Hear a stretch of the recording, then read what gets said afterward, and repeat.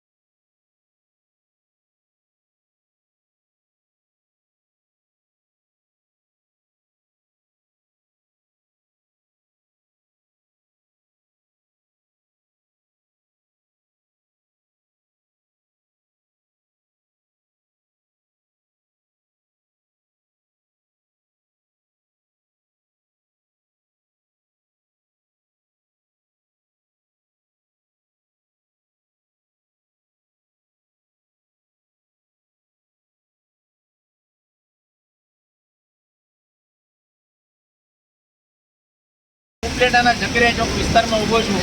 અત્યારે 2.5 થી 3 ઇંચ જેવો વરસાદ પડી ગયો છે, પરંતુ આટલા વરસાદમાં જોવા સામેની દુકાનોમાંથી અંદરથી પાણી જાય છે, પાણી નીકળે છે, એટલે ઘણું બધું નુકસાન થયું છે।